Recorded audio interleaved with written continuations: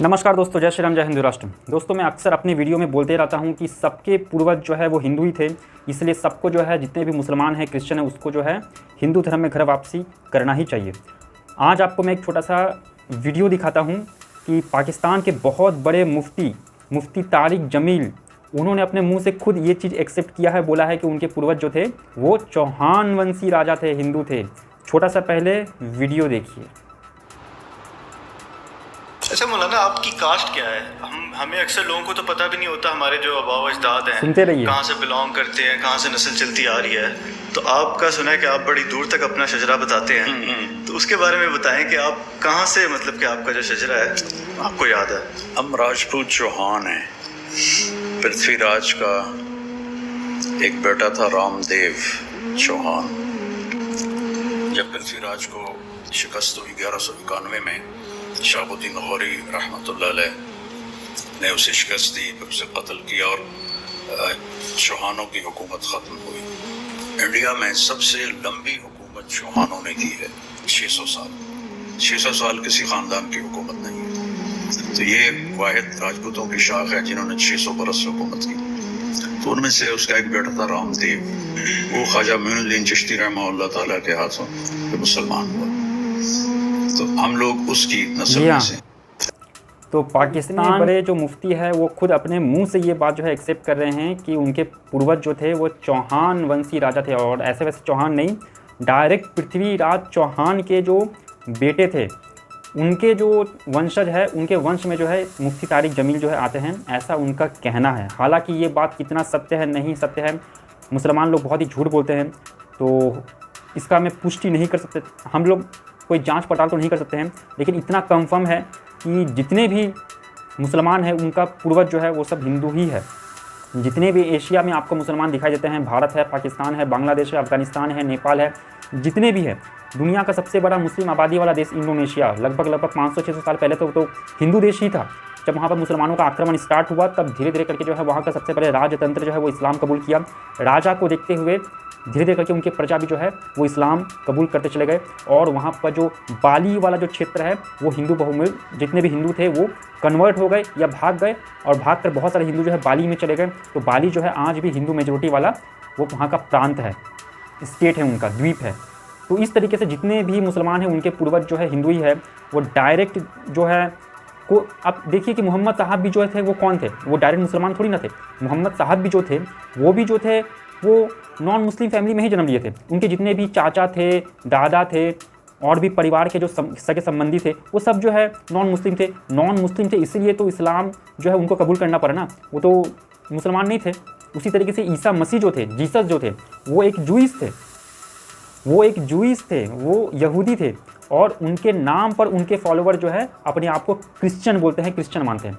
जिस तरीके से महात्मा बुद्ध है, वो एक हिंदू परिवार में जन्म लिए थे, एक हिंदू थे, लेकिन उनके जो अनुयायी है वो उनके नाम पर अपने आप को बौद्ध बोलते हैं। महावीर जैन जो थे वो एक हिंदू थे, तो उनके अनुयायी जो है उनके नाम पे अपने आप को जैनी मानते हैं। इस तरीके से सबके पूर्वज जो थे वो सनातनी हिंदू ही थे। इसीलिए मैं हर हिंदू को बोलता हूँ कि आप जो है बहुत ही धार्मिक है, आप बहुत मेहनत करते हैं, सब कुछ ठीक है, लेकिन आपको जो है हिंदू धर्म संस्कृति का जिम्मेदारी लेते हुए देश को अंदर से बाहर तक सुरक्षित करना है। तो जिम्मेदारी लेते हुए आपको जो है हर हिंदू का ये परम पवित्र कर्तव्य होना चाहिए कि वो कम से कम 5 लोगों का जो है शुद्धि करवा के उनको घर वापसी करवाए। क्रिश्चियन हो, मुस्लिम हो, कोई भी तंत्र हो, 5 लोगों का जो है आपको घर वापसी करवाना है। खास करके ये जो आतंकवादी जिहादी वाले जो कौम है, इनका शुद्धि करना सबसे ज़्यादा ज़रूरी है, क्योंकि ये जो है सबसे ज़्यादा क्रिमिनल माइंडेड यही है। आप ज़रा सोचिए कि कितने कितने ऐसे मुसलमान हैं जिनको ये बात पता है कि उनके पूर्वज जो है हिंदू थे, लेकिन वो ये बोलते हैं कि हमारे पूर्वजों ने जो है इस्लाम का खूबसूरती देख के जो है इस्लाम कबूल कर लिया, जबकि ये बात सच नहीं है। सच्चाई ये है कि इस्लामिक शासन काल में जो है भारत में बड़े पैमाने पर जो है हिंदुओं के ऊपर जुल्म अत्याचार किया गया, उनको तलवार के दम पर जो है मुसलमान बनाया गया। जहाँ जहाँ पर हिंदुओं के ऊपर में जो इस्लामिक बादशाह शासन मुग़ल काल में जो अटैक करते थे, मुग़ल काल उससे भी पहले, मीर कासिम के बाद में तो हिंदुस्तान में जो है लगभग अफगानिस्तान से लेके जो धीरे धीरे करके अटैक शुरुआत हो ही गया था। तो जहाँ जहाँ हिंदुओं के ऊपर अटैक करते थे, मास लेवल पर हिंदुओं का या तो नरसंहार करते थे, या फिर हिंदुओं को पलायन के लिए मजबूर कर देते थे, या फिर उनके सामने शर्त रखते थे कि आप अगर जीना चाहते हैं, अगर आपको घर ज़मीन अपना परिवार प्यारा है, अपना जान प्यारा है, अपने परिजनों का जान प्यारा है, तो आप इस्लाम कबूल कर लो तो हम आपको छोड़ देंगे। इस तरीके से अलग अलग हथकंडे अपना कर, खास करके जोर ज़बरदस्ती कर ही जो है हिंदुओं को ही बड़े पैमाने पर मुसलमान बनाया गया। आप मुसलमानों को जो है ज़रा सोचना चाहिए कि अपने जो बलात्कारी है, उनकी जिन लोगों ने, जिस मजहब के लोगों ने आपके हिंदू पूर्वजों को मारा, उनके घर के माँ बहन बेटियों को सामूहिक बलात्कार किया, बाज़ार में बेचा, उनका गैंग रेप किया, सामूहिक दुष्कर्म उनके साथ में किया, उनके सामूहिक बलात्कार और दुष्कर्म करने के बाद आपके मुस्लिम दादा परदादा पैदा हुए।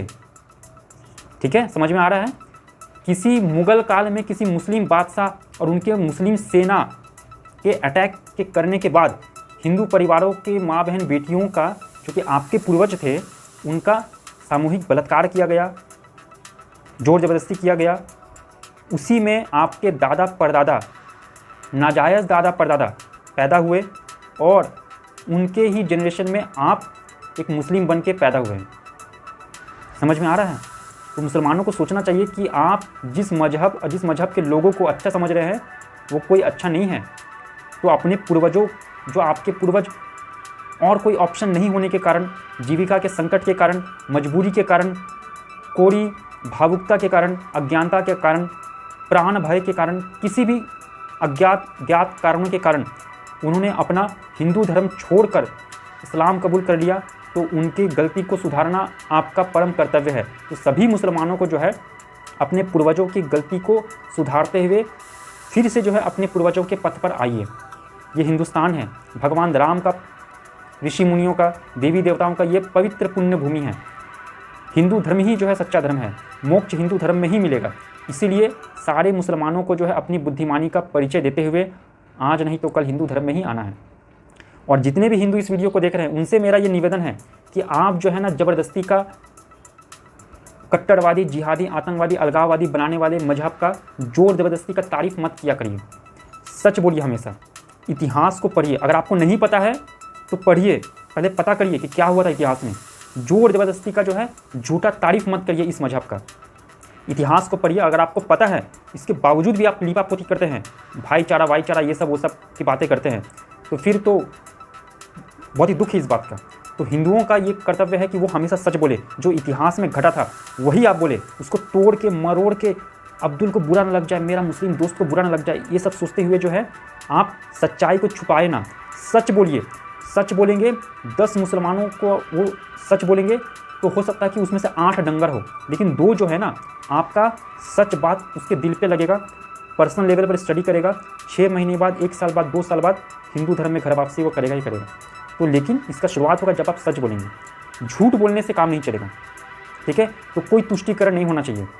नेता अपने स्तर पर जब तुष्टिकरण करते हैं तो वो करते हैं, हम उसको क्रिटिसाइज़ करते हैं कि नहीं करते हैं, लेकिन आप भी अपने पर्सनल लेवल पर अगर आप झूठ बोलेंगे, सच नहीं बोलेंगे, जहाँ पर सच बोलना है वहाँ तो कम से कम सच बोलिए। तो ये आप भी जो है अपने लेवल पर फिर तुष्टिकरण कर रहे हैं, तो अब्दुल का घर वापसी कैसे होगा? तो मुसलमानों को तो झूठ बोल बोल के जो है उनको जो है गलत रास्ते पे ले जाया गया ना। लेकिन आपका, मेरा परम कर्तव्य है कि हम सच बोले। हमारे सच बोलने पर ही तो वो सही रास्ते पर आएंगे ना, उनको सच्चाई पता चलेगा। तो आपका, मेरा परम कर्तव्य है कि हम सच बोले। तत्व पक्षपातो ही स्वभावो ध्यान, बुद्धि हमेशा सत्य का पक्ष लेना चाहती है। आप हमेशा सच बोलिए। सच जो है घूम घूम के जिसको जिसको कान में जाएगा, हृदय में जाएगा, मन में जाएगा, कभी ना कभी वो सच बात उसको दिल में लगेगा, वो सही रास्ते पर आएगा।